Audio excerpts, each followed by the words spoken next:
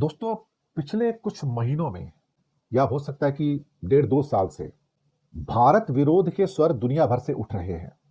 अचानक से ये एंटी इंडिया कैंपेन कहां से निकल कर आ रहे हैं? और ये एक देश से नहीं, ये बहुत सारे देशों से आ रहे हैं। अचानक भारतीयों के प्रति इतनी नफरत क्यों, इतनी हेट क्यों? मुझे याद है कि 2014 तक, जब तक मोदी जी नहीं आए थे, तब तक ऐसी कोई बात होती नहीं थी। अचानक से हमने देखा कि दुनिया भर से खबरें निकल के आई कि Indians go back, we don't want you, get out from here. अब ये आयरलैंड हो, आइसलैंड हो, अमेरिका हो, कनाडा हो, ऑस्ट्रेलिया हो, इवन न्यूजीलैंड और अब नेपाल में पनपती हुई हमारे प्रति नफरत ऑलरेडी बांग्लादेश के अंदर है। हम सबकी नफरत का शिकार हो क्यों रहे हैं? हम बड़ा देश है, बड़ा रसूख है, बड़ी इकोनॉमी है, बड़ी पावर है, उसके बावजूद ऐसा लगता है कि जैसे हमारे प्रति जो एक हिंसा भाव है लोगों में, पूरी दुनिया में वो बढ़ता चला जा रहा है। Go back Indians, gate out Indians, get lost Indians, ये इस किस्म के वाकयात पहले कभी सुनने में नहीं आते थे। हमें अब शक की नजर से देखा जाता है कि ये हिंदू है, ये इंडियंस हैं, ये भारतीय हैं। नहीं, ये नहीं चाहिए हमको। ऐसा नहीं कि पहले भारतीयों को वहां बाहर में नौकरियां नहीं मिलती थी। अमेरिका जाओ, ब्रिटेन जाओ, कनाडा जाओ, ऑस्ट्रेलिया जाओ, तब भी नौकरी मिलती थी। लेकिन तब उनके प्रति सड़कों पे लोग उतरकर नारे नहीं लगाते थे। वो ये नहीं कहते हैं कि तुम हमारा हक मार रहे हो। लेकिन अब वहां के जो लोकल आदमी है, उनके अंदर इंडियन डायस्पोरा के प्रति नफरत पैदा शुरू हुई, क्योंकि ये भगवा डायस्पोरा था, ये हार्डकोर था, ये मोदी का भारत था। और अल्टीमेटली फिर we hate India, get out Indians, get lost, ये सब चीजें हमको सुनने को मिली। और ये आवाजें किसी एक देश से तो आई नहीं है, ये तो बहुत सारे देशों से आई हैं। ये अमेरिका से आ रही है। अमेरिका ने वीजा देने बंद कर दिए। कनाडा गए तो कनाडा ने भी स्क्रूटिनाइज करना शुरू कर दिया, वहां भी वीजा रिजेक्ट होने शुरू हो गए, ऑस्ट्रेलिया में वीजा रिजेक्ट होने शुरू हो गए। यानी कि हमारी जो छवि बनती चली जा रही है वो एक उदारवादी भारत की नहीं रह गई। अब हमें उदारवादी भारत के तौर पे नहीं देखा जा रहा है। हमारे स्टूडेंट्स को अब इस रूप में देखा जाता है कि ये हमारी नौकरियां छीनने के लिए आ रहे हैं लोग। हमारे यहाँ भारत में कई बार लोग कहेंगे कि हमारे अंदर काबिलियत है, हम बाहर जाएंगे तो हम नौकरी लेंगे। इसमें छीनने वाली कौन सी बात है? हमारे अंदर काबिलियत है तो लोग देंगे। लेकिन क्या हम उनको नौकरी देते हैं? क्या बाकी दुनिया में काबिलियत नहीं है? क्या सोचने वाली बात है ना। क्या अमेरिका में, चाइना में, ब्रिटेन में, कनाडा में, ऑस्ट्रेलिया में, स्पेन में, क्या वहां पे काबिलियत नहीं है? सब जगह है। तो क्या हम उनके लोगों को नौकरी देते हैं, वर्क वीजा देते हैं? उत्तर है नहीं। भारत की पॉलिसी नहीं है वर्क वीजा देने की किसी को। हम वर्क वीजा नहीं देते। वो जो कंपनियां आती हैं, बड़ी बड़ी कंपनियां आती है, उनके कुछ चंद प्रतिनिधि जो होते हैं, टॉप लेवल का मैनेजमेंट, उनको या इंजीनियर्स टॉप लेवल के होते हैं, उनको सिर्फ वर्क वीजा दिया जाता है। वो भी मजबूरी में, क्योंकि वो इन्वेस्टमेंट लेके आ रहे हैं यहाँ पे। जैसे कोई कोरियन कंपनी आ गई तो हो सकता है उनके 3-4 यहाँ पे, अगर इंडिया में उनके सपोज करो कि 10,000 कर्मचारी काम कर रहे हैं, कोई भी एक कंपनी हो सकती है, तो उसमें 200-300 लोग कोरियन हो सकते हैं उसमें से, जो एक क्रिटिकल उनके जो फंक्शंस हैं उसको देखते हैं। वो कोई वर्क वीजा थोड़ी है। वो तो वो कंपनी को अपना काम चलाना है, तो उनको अपने जो क्रिटिकल फंक्शनैलिटी के अंदर जो इंजीनियर्स चाहिए या एक जो टैलेंट चाहिए, वो उनको वहां से मिलता है, वहां से लेकर आते हैं वो। इसे वर्क वीजा नहीं कहते हैं। दूसरी बात, हमारे यहाँ एक और पॉलिसी है कि जहां हमारे इंडिया में जो भी स्टूडेंट्स पढ़ने के लिए आते हैं, कहीं से भी आए, हमने वर्क वीजा नहीं देते कभी भी।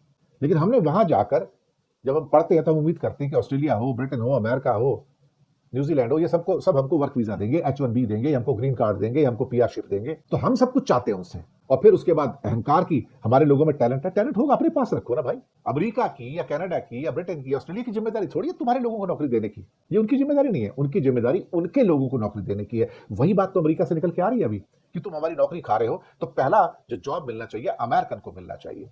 पहला हक किसका है? जो अमेरिकन सिटीजन है उनका हक है। तो अब वहां पर यह प्रचार प्रसार जो शुरू हुआ है कि भाई हमें तुम्हारी जरूरत नहीं है, कि हमें तुम्हारी जो है जरूरत नहीं है। अमेरिका से स्वर उठा तो कनाडा के अंदर वीजा रिजेक्शन हो गए।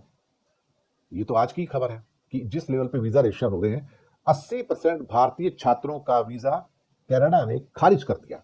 अब ये नए आंकड़े इस समय निकल कर आ रहे हैं। H1B वीजा धारकों पर तो गाज गिरी रही है। और उसके बाद कनाडा ने 2025 में सिर्फ 8 महीने के अंदर अंदर 80% इंडियन स्टूडेंट्स के वीजा आवेदनों को खारिज कर दिया। ये पिछले 10 सालों में सबसे ज्यादा है। ऐसा नहीं कि भारत के, एशिया के बाकी देशों के, अफ्रीका के अन्य देशों के जो वीजा एप्लीकेंट्स हैं उनको भी खारिज किया गया, लेकिन सबसे ज्यादा प्रभावित कौन हुआ? भारत पड़ा। 2024 में कनाडा ने केवल 1,88,000 नए इंडियन स्टूडेंट्स को एडमिशन दिया। पहले ये 3-3.5 लाख तक होती थी, अब सिर्फ 1,88,000 पे हो गया है। अब यहां पर कनाडा और अमेरिका में जब ये उदासीनता आई है भारतीयों के प्रति और चिढ़ आ गई है और बुरा बर्ताव भी हो रहा है हमारे साथ में, उदासीनता भी दिखाई जा रही है। तो इसकी वजह से अब भारतीय कुछ कई और देशों में जाना चाहते हैं, जर्मनी की ओर भी अब जाना चाह रहे हैं, वहां से भी उनको अब वर्क वीजा वगैरह मिल जाते हैं तो वहां जा रहे हैं। अब कनाडा ने एक एक करके एक नई नई क्या कहते हैं कि कंडीशंस लगाने शुरू कर दी हैं, और अब भारतीय छात्र जर्मनी की ओर भी रुख कर रहे हैं कि अभी यहां नहीं मिलता तो कहीं और चले जाएंगे। पर यहां पर एक सवाल और भी उठता है, भारत का युवा भारत में क्यों नहीं रहना चाहता है? ये सवाल है कि भारत का युवा छात्र भारत क्यों छोड़ देना चाहता है? क्योंकि जो युवा छात्र है उसको लगता है कि मेरा भारत में भविष्य नहीं है, मैं पढ़ लिख के भी क्लर्की करूंगा या गवर्नमेंट की नौकरी ढूंढूंगा, और फिर उन नेताओं के तलवे चाटो जो ऊपर चौथी क्लास पास हैं और बैठते हैं और दूसरों को हुक्म देते हैं।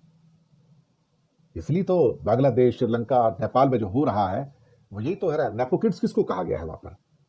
नेपाल में नेपो किड्स किसको कहा गया है? कि जो गरीब लोग हैं वहां पे सारे के सारे वो टैक्स देते हैं, लेकिन जितने मंत्री हैं, प्रधानमंत्री हैं, वो सब अरबपति हैं, करोड़पति, अरबपति हैं, और उनके बच्चे सुपर लग्जरी लाइफ जी रहे हैं। उनको नेपो किड्स कहा गया है। यानी कि उनके सारे के सारे जो खर्चे हैं वो नेपाल की जनता भरेगी। भारत में तो ये हो रहा है। आपका कौन सा ऐसा मंत्री है या एमपी एमएलए है, कोई एक आधा छोड़ दो, जो करोड़पति अरबपति नहीं है? अभी भारत में जो पहली टेस्ला जो खरीदी गई है, जिसको हैंडओवर किया गया अभी थोड़े दिन पहले, वो महाराष्ट्र के मिनिस्टर ने ली है। The first Tesla has been given. 70 lakh की टेस्ला किसने खरीदी? मिनिस्टर ने। तो पैसा किसके पास है?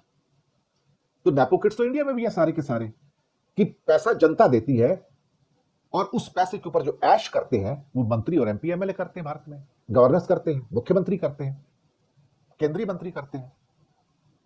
ये बात तो सही है ना? अगर ये नेपो किड्स की सच्चाई ना होती थी तो लोग वहां महाराजा के महल को, जो राष्ट्रपति का महल है, प्रधानमंत्री का महल है, सुप्रीम कोर्ट है, उसे आग तो नहीं लगा देते थे ना। ये एक ऐसी कड़वी सच्चाई है जो आपको पाकिस्तान में भी मिलेगी कि लोग गरीब होंगे लेकिन जितने मिनिस्टर्स हैं वो अरबपति हैं। बांग्लादेश में आपको मिलेगी, सारे जो मिनिस्टर्स हैं जो पहले भाग गए शेख हसीना के, वो करोड़पति अरबपति हैं। जो राजापक्षे श्रीलंका के जो मंत्री थे वो भी सारे अरबपति थे, वो भी देश छोड़ के आधे भाग गए। तो जनता गरीब है लेकिन इनके मंत्री एमपी एमएलए सारे अमीर हैं, सब करोड़पति हैं। तो गरीब आदमी तो वहां तक पहुंच नहीं सकता ना। अब इंडिया में भी डर लग रहा है इस बात का कि यार ये नेपो किड्स इंडिया में ना आ जाए कहीं, क्योंकि यहां भी सारे के सारे जो अय्याशियां हो रही हैं, जो विदेश यात्राओं पे पैसे लगते हैं, और जो इनकी लोकल अय्याशियां हैं वो कम थोड़ी हैं। वो वही है जो नेपाल के अंदर है, पाकिस्तान में है, श्रीलंका में है, बांग्लादेश में। ये लोग महलों की जिंदगी जीते हैं, मंत्रीगण और बाकी सारे जो मिनिस्टर्स और एमपी एमएलए हैं। ये कोई साधारण आदमी थोड़ी है।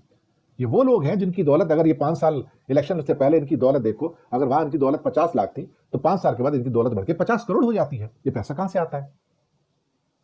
तो नेपो किड्स से रियलिटी, सिर्फ रियलिटी नेपाल की नहीं है, ये रियलिटी इंडिया की भी है, बिल्कुल इंडिया की भी है।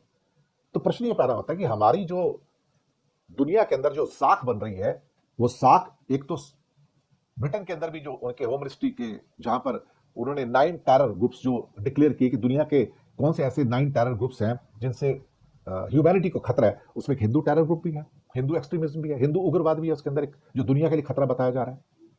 तो ऐसी बात नहीं है कि हमको लोग काइंडली देख रहे हैं। ऑस्ट्रेलिया में जो कई शहरों के अंदर, ब्रिस्बेन हो, मेलबर्न हो, सिडनी हो, कैनबरा हो, जहां पर हजारों लोगों ने हमारे खिलाफ प्रदर्शन किए हैं, ये क्या शो करता है अल्टीमेटली? लोग हमसे नफरत क्यों कर रहे हैं? न्यूजीलैंड के अंदर हुआ, वहां क्यों लोग, न्यूजीलैंड तो वो शांति प्रिय देश है भाई, वहां क्यों लोग हमसे नफरत कर रहे हैं? आयरलैंड के अंदर तो बहुत कम मात्रा में हमारे लोग रहते हैं, वहां क्यों नफरत कर रहे हैं हमसे? कनाडा हो गया, अमेरिका हो गया, सब जगह नफरत करते हैं। और नेपाल और बांग्लादेश के अंदर तो नफरत करने वालों की कमी नहीं है।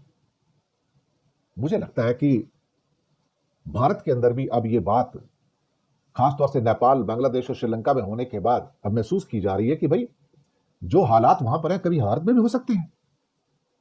तो यहां तो सबके कान खड़े हो गए ना अभी तो, कि जनरेशन जी जो है, जो यंग है, 1997 और 2012 के बीच जो पैदा हुए हैं, जिनकी उम्र 13 साल और 28 साल के बीच में है, ये बहुत जोशीले लोग हैं भाई। तो ये सत्ता पलट सकते हैं भाई। ये तो मुझे लगता है कि चीजें जो हैं अब ऐसे मोड़ पर आकर खड़ी हो गई कि भारत के प्रति बढ़ता हुआ जो नफरत है वो सब जगह, नेपाल के अंदर बहुत नफरत है। ये मदेशियों के टाइम से, जब उनका कॉन्स्टिट्यूशन बना था ना, तब से शुरू हुआ था एक्चुअली। और उसके बाद फिर जब ये हमारा अग्निपथ स्कीम जो आई है, जहां पर सबसे ज्यादा नुकसान नेपाल को हुआ उससे, हमारी अग्निपथ स्कीम से, क्योंकि आपने 4-4 साल के लिए सोल्जर भर्ती करने शुरू कर दिए। जो रेगुलर भर्ती करते थे वो तो बंद ही कर दिया आपने ना। तो सबसे बड़ी जो संख्या आती थी नेपाल से आती थी, गोरखे आते थे। अब गोरखे सारे बंद हो गए, अब उनको नौकरी नहीं मिल रही यहाँ पर। पहले वो हमारी फौज का इंटरवल पार्ट था।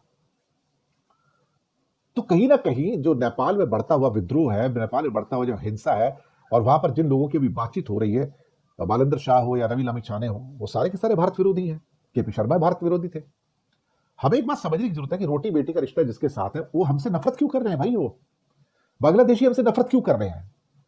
कुछ तो ऐसा होगा ना जो हमारे अंदर कमियां हैं और हम देखना नहीं चाहते। और अब खबर निकल के आ रही है कि जो खुफिया एजेंसियां हैं भारत के अंदर, अब वो सावधान हो गई हैं। एक खबर निकल के आ रही है कि भारत की खुफिया एजेंसियां अब नेपाल के अंदर भी वॉच कर रही हैं, भारत के अंदर भी वॉच कर रही हैं, और वो देख रही है कि भारत के अंदर भी कोई ऐसा माहौल ना बन जाए कि नेपाल अगर पूरा का पूरा भारत विरोधी माहौल बन गया जैसे कि बांग्लादेश में है, तो उसके बाद हमारी स्थिति बहुत खराब हो जाएगी। चारों तरफ हमारे अराजकता है। म्यांमार में सिविल वॉर है, बांग्लादेश डिस्टर्ब्ड है, नेपाल अब सिविल वॉर में है, डिस्टर्ब्ड है, श्रीलंका थोड़ा सा भी सेटल हुआ, वहां भी सिविल वॉर हुई, पाकिस्तान वैसे डिस्टर्ब्ड है। क्या पता किस दिन वहां पर सो कॉल्ड जनरल मुनीर आ जाए और शहबाज शरीफ का तख्ता पलट हो जाए। कहीं ना कहीं ये जो भारतीयों के प्रति बढ़ती नफरत अलग अलग देशों में हमारे लिए परेशानी पैदा कर रही है। शायद ये जो चिंताएं हमारे अंदर कि अगर हमारे आसपास के देशों के अंदर हम भारतीयों के प्रति नफरत बढ़ रही है, और भारत और नेपाल के बीच में 1751 किलोमीटर की खुली हुई सीमा है, 1751 किलोमीटर ओपन बॉर्डर, कोई भी आए कोई भी जाए, कोई रुकावट नहीं है, कोई आपके पास पासपोर्ट नहीं चाहिए, कोई आई कार्ड नहीं चाहिए, इधर उधर जाओ जहां मर्जी जाओ, दुकान खोलो, मकान खरीदो, धंधा करो, जो जो करना है आप करो। तो सुनने में आया कि अभी एक भारत की जो खुफिया एजेंसियां हैं, आप इस पे जो माहौल बन रहा है वहां पर भारत विरोधी माहौल ज्यादा ना बन पाए जैसे बांग्लादेश में था, और भारत के अंदर इसका कोई असर ना हो। क्योंकि नेपाल की जो अशांति है, भारत के अंदर जो खास तौर से जो युवाओं में बेरोजगारी है इस टाइम, और जो सड़कों पे कई बार प्रदर्शन हुए हैं, और पटना के अंदर आपने देखा कि छात्रों के ऊपर तो लाठी चार्ज किए गए हैं और उनको मारपीट की गई है पुलिस के द्वारा। तो उनको डर ये लग रहा है कि भारत के युवाओं में, बल्कि आज तक की एक रिपोर्ट है आज तो, कि भारत के अंदर युवाओं में, छात्रों में, सिविल सोसाइटी वहां पर ये उनको भी एनकरेज कर सकती है कि भाई आप डरने की जरूरत नहीं है, अपना हक है, लेके रहो उसको। तो फिर कहीं ना कहीं मुझे लगता है कि जो चीजें हैं ये दिल दहला देने वाली हैं। नेपाल की जो स्थितियां हैं, या बांग्लादेश में जो हुआ, शेख हसीना को भागना पड़ा, केपी शर्मा ओली का पता नहीं कहां पर है, कुछ भगवान जाने कहां भाग के चले गए हैं। तो आप सोचिए कि ये जनरेशन जी क्या कर सकती है। लेकिन भारतीय मुद्दा फिर वही आता है कि भारतीयों के प्रति नफरत, और ये अलग अलग दुनिया के कोने से निकल के आ रही है। अमेरिका हो, कनाडा हो, ब्रिटेन हो, या फिर इसके अलावा ऑस्ट्रेलिया हो, न्यूजीलैंड हो, और अब बांग्लादेश हो, नेपाल हो। क्यों लोग हमसे नफरत कर रहे हैं भाई? किस लिए? क्या हम 11 साल में इतने बुरे हो गए? 11 साल पहले तक, जब तक मोदी जी नहीं आए थे, जब तक मोदी का भारत नहीं था, लोग हमसे कभी नफरत नहीं करते थे दुनिया में। हम हिंदुस्तानियों से बहुत मोहब्बत थी लोगों की। लेकिन अब हमको शक की नजर से देखा जाता है। अब हम उदार नहीं रहे, अब हम वो एक भगवाकरण का एक चोगा पहन के आए हैं जिससे दुनिया को डर लगता है। भगवा उग्रवाद भी एक सच्चाई बनता जा रहा है। इस्लामिक फोबिया की तरह हिंदू फोबिया भी एक सच्चाई है। आंखें मीच लेने से कुछ नहीं होता ना। तो दोस्तों, ये एक सच्चाई है भारत की, नए भारत की, कि अब हमारे विरोध में बहुत सारे देश और बहुत सारे देशों के लोग खड़े हो रहे हैं। अब सरकारें हमारे विरोध में नहीं, वहां के लोग हमारे विरोध में हैं। और जब लोग हम भारतीयों के विरोध में आ जाते हैं या हमसे नफरत करते हैं, तो यहां से चिंता की घड़ियां शुरू होती हैं। क्योंकि सरकारें नफरत करें, सरकार बदल सकती है। लोग नफरत करना शुरू कर देना कि go back Indians, gate out Indians, तो ये फिर मुझे लगता है कि फिर एक पैराडाइम शिफ्ट है, ये मूलभूत बदलाव है। इससे बुरा और क्या हो सकता है।